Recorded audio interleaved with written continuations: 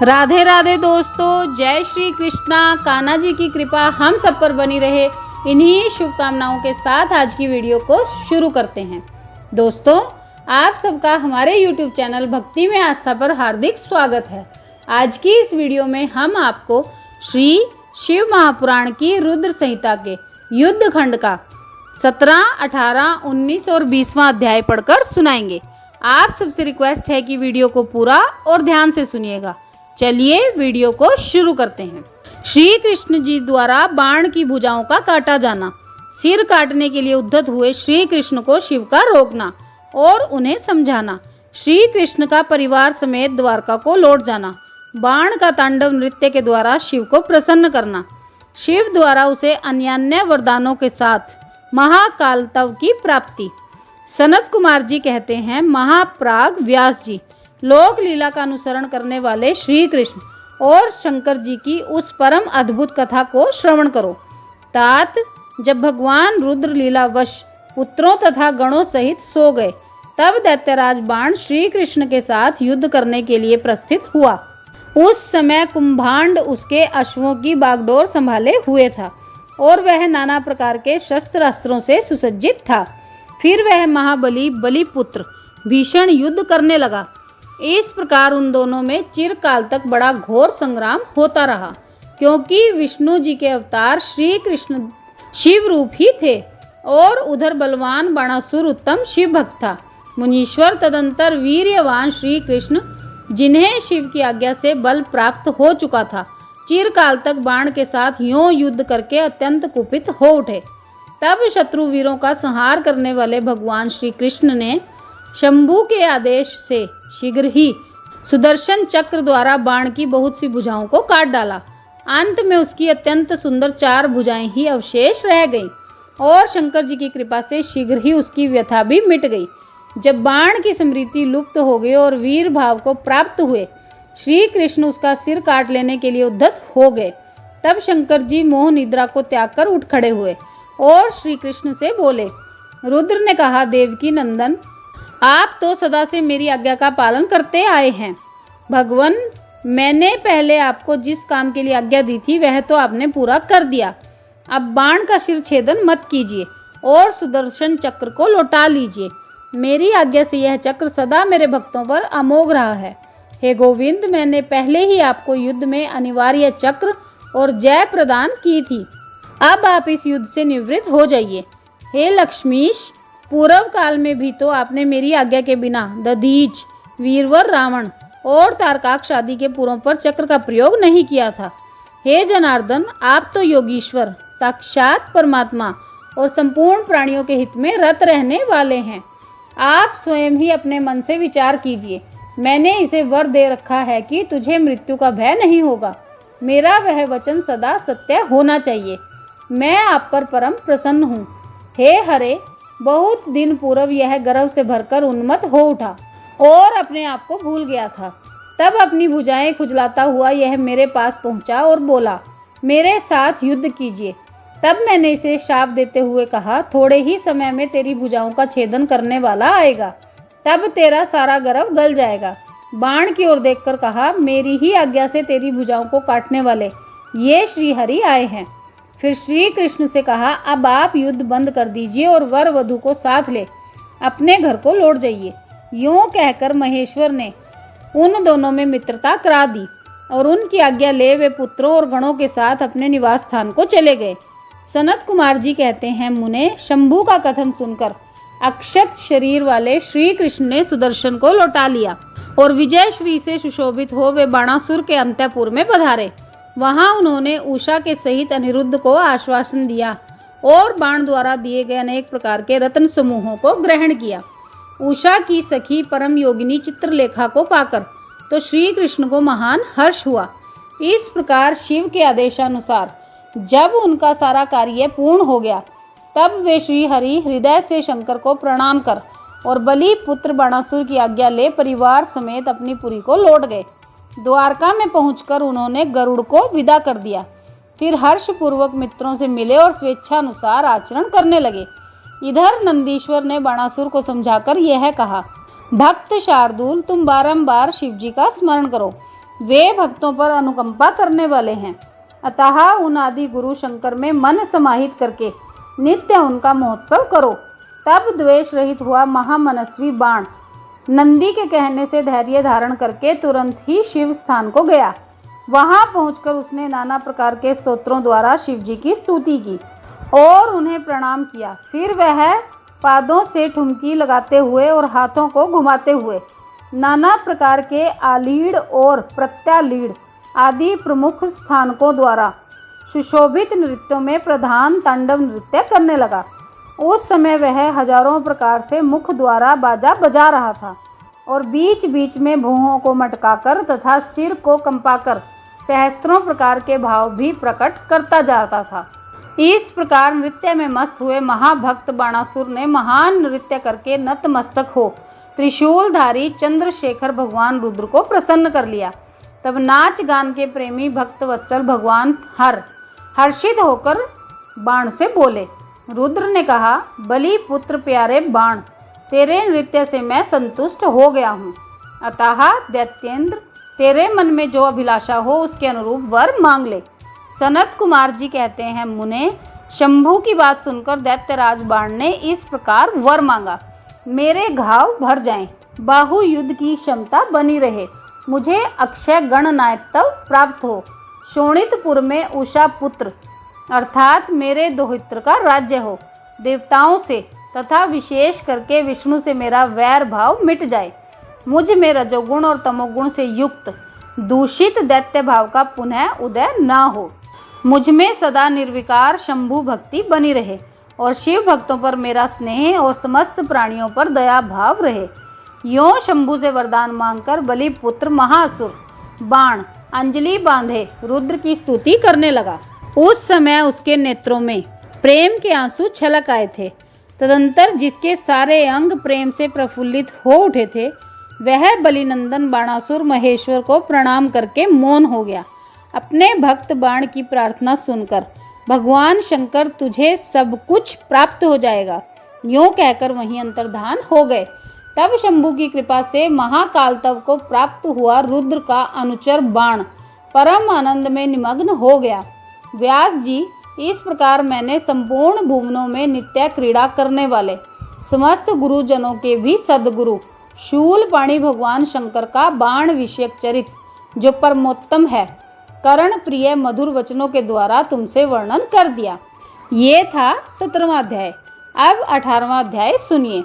गजासुर की तपस्या, वर प्राप्ति और उसका अत्याचार, शिव द्वारा उसका वध, उसकी प्रार्थना से शिव का उसका चरम धारण करना और कृतवासा नाम से विख्यात होना तथा कृतिवासेश्वर लिंग की स्थापना करना।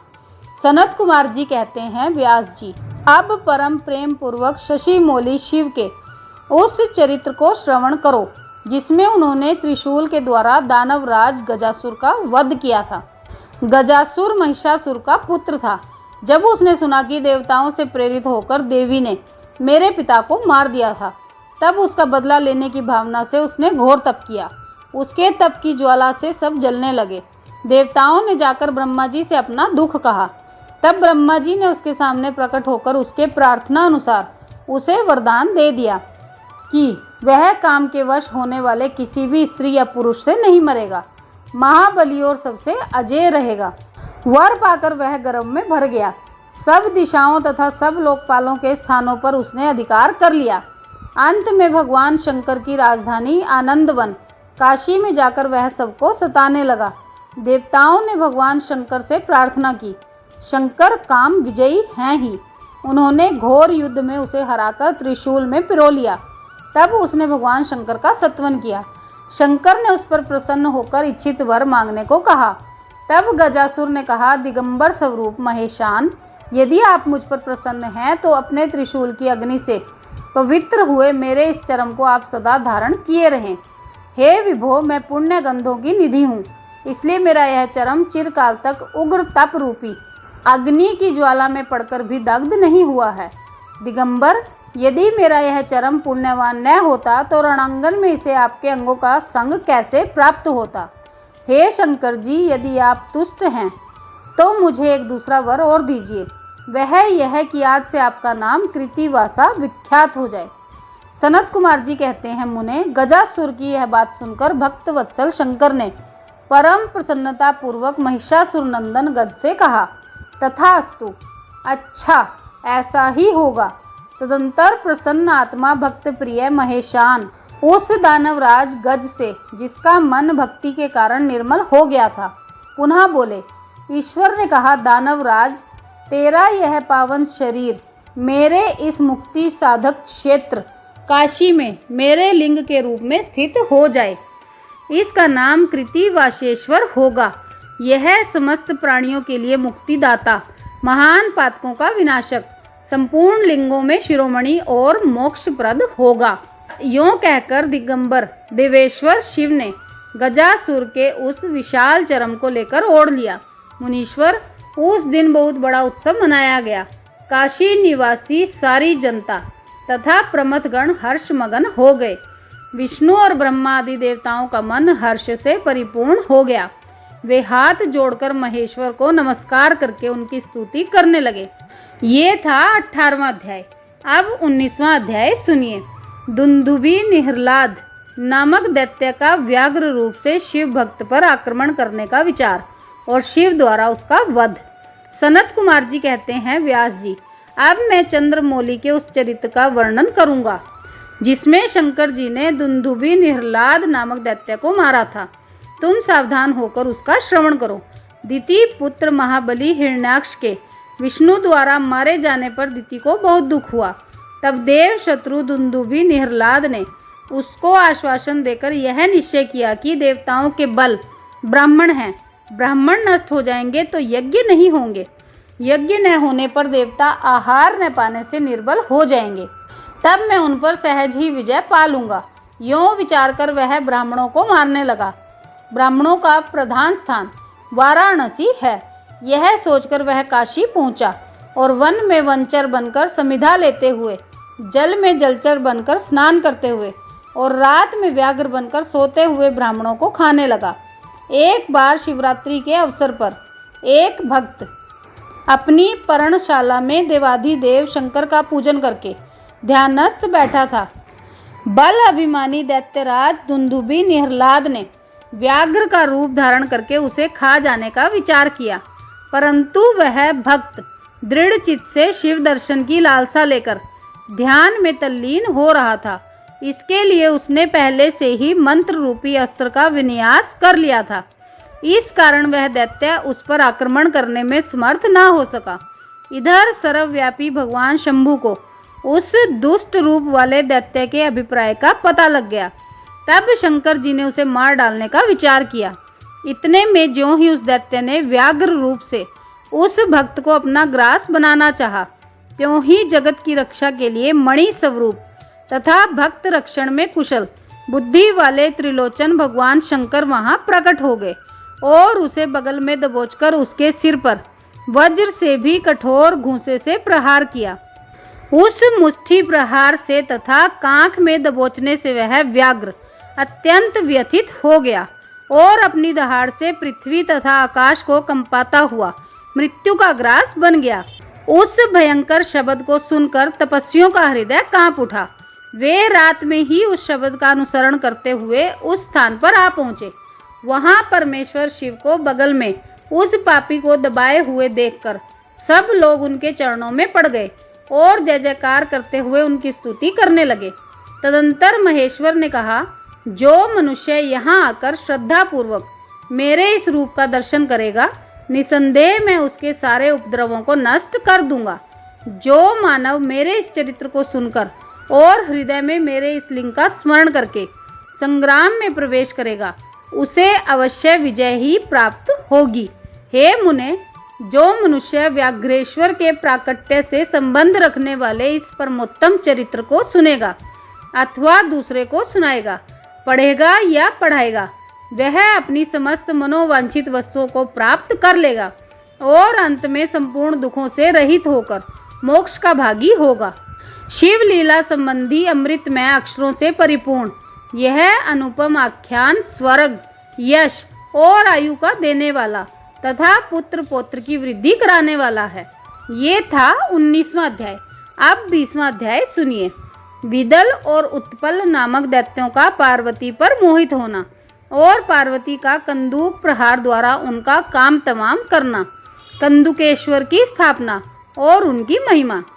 सनत कुमार जी कहते हैं, व्यास जी, जिस प्रकार परमेश्वर शिव ने संकेत से दैत्य को लक्ष्य कराकर अपनी प्रिया द्वारा उसका वध कराया था, उनके उस चरित्र को तुम परम प्रेम पूर्वक श्रवण करो। विदल और उत्पल नामक 2 महादैत्य थे। उन्होंने ब्रह्मा जी से किसी पुरुष के हाथ से न मरने का वर प्राप्त करके सब देवताओं को जीत लिया था। तब देवताओं ने ब्रह्मा जी के पास जाकर अपना दुख सुनाया। उनकी कष्ट कहानी सुनकर ब्रह्मा जी ने उनसे कहा, तुम लोग शिवा सहित शिव का आदरपूर्वक स्मरण करके धैर्य धारण करो। वे दोनों दैत्य निश्चय ही देवी के हाथों मारे जाएंगे। शिवा सहित शिव परमेश्वर कल्याणकर्ता और भक्त वत्सल हैं। वे शीघ्र ही तुम लोगों का कल्याण करेंगे। सनत कुमार जी कहते हैं, मुने, देवों से यों कहकर ब्रह्मा जी शिव का स्मरण करते हुए मौन हो गए। तब देवगण भी आनंदित होकर अपने अपने धाम को लौट गए। एक समय नारद जी के द्वारा पार्वती जी के सौंदर्य की प्रशंसा सुनकर वे दोनों दैत्य उनका अपहरण करने की बात सोचने लगे और पार्वती जी जहाँ गेंद उछाल रही थी वहीं वे जाकर आकाश में विचरने लगे। वे दोनों घोर दुराचारी थे। उनका मन अत्यंत चंचल हो रहा था। वे गणों का रूप धारण करके अंबिका के निकट आए। तब दुष्टों का संहार करने वाले शिव ने अवहेलना पूर्वक उनकी ओर देखकर उनके नेत्रों से प्रकट हुई चंचलता के कारण तुरंत उन्हें पहचान लिया। फिर तो सर्व स्वरूपी महादेव ने दुर्गति नाशिनी दुर्गा को कटाक्ष द्वारा सूचित कर दिया कि ये दोनों दैत्य हैं, गण नहीं। तब पार्वती अपने स्वामी महाकौतुकी परमेश्वर शंकर के उस नेत्र संकेत को समझ गई। तदंतर सर्वज्ञ शिव की अर्धांगिनी पार्वती ने उस संकेत को समझकर उसी गेंद से एक साथ ही उन दोनों पर चोट की। तब महादेवी की गेंद से आहत होकर वे दोनों महाबली दुष्ट दैत्य चक्कर काटते हुए उसी प्रकार भूतल पर गिर पड़े जैसे वायु के झोंके से चंचल होकर 2 पके हुए ताड़ के फल अपनी डंठल से टूटकर गिर पड़ते हैं, अथवा जैसे वज्र के आघात से महागिरी के 2 शिखर ढह जाते हैं। इस प्रकार अकार्य करने के लिए उद्धत उन दोनों महादैत्यों को धराशायी करके वह गेंद लिंग रूप में परिणत हो गया। समस्त दुष्टों का निवारण करने वाला वह लिंग कंदुकेश्वर के नाम से विख्यात हुआ और ज्येष्ठेश्वर के समीप स्थित हो गया। काशी में स्थित कंदुकेश्वर लिंग दुष्टों का विनाशक, भोग मोक्ष का प्रदाता और सर्वदा सत्पुरुषों की समस्त कामनाओं को पूर्ण करने वाला है। जो मनुष्य इस अनुपम आख्यान को हर्षपूर्वक सुनाता अथवा पढ़ता है, उसे भय का दुख कहाँ। वह इस लोक में नाना प्रकार के संपूर्ण उत्तमोत्तम सुखों को भोगकर अंत में देव दुर्लभ दिव्य गति को प्राप्त कर लेता है। ब्रह्मा जी कहते हैं, मुनि सत्तम, मैंने तुमसे रुद्र संहिता के अंतर्गत इस युद्ध खंड का वर्णन कर दिया। यह खंड संपूर्ण मनोरथों का फल प्रदान करने वाला है। इस प्रकार मैंने पूरी की पूरी रुद्र संहिता का वर्णन कर दिया। यह शिवजी को सदा परम प्रिय है और भुक्ति मुक्ति रूप फल प्रदान करने वाली है। सूत जी कहते हैं, इस प्रकार शिव अनुगामी ब्रह्मपुत्र नारद शंकर के उत्तम यश को तथा शिव सतनाम को सुनकर कृतार्थ हो गए। यूँ मैंने संपूर्ण चरित्रों में प्रधान तथा कल्याणकारक यह ब्रह्मा और नारद का संवाद पूर्ण रूप से कह दिया। अब तुम्हारी और क्या सुनने की इच्छा है। ये था 20वां अध्याय। तो दोस्तों, ये था श्री शिव महापुराण की रुद्र संहिता के युद्ध खंड का 17, 18, 19 और 20वां अध्याय। इसके साथ ही रुद्र संहिता का युद्ध खंड संपूर्ण होता है और इसके साथ ही रुद्र संहिता भी समाप्त होती है। आप सबने वीडियो को ध्यान से सुना, इसके लिए आपका धन्यवाद। आज की वीडियो में बस इतना ही। कल फिर मिलेंगे एक और नई वीडियो के साथ। तब तक स्वस्थ रहिए, मस्त रहिए, अपना और अपनों का ख्याल रखते रहिए और बाबा भोलेनाथ की कथाओं का रसपान करते रहिए। राधे राधे दोस्तों। जय श्री कृष्णा, जय माता दी।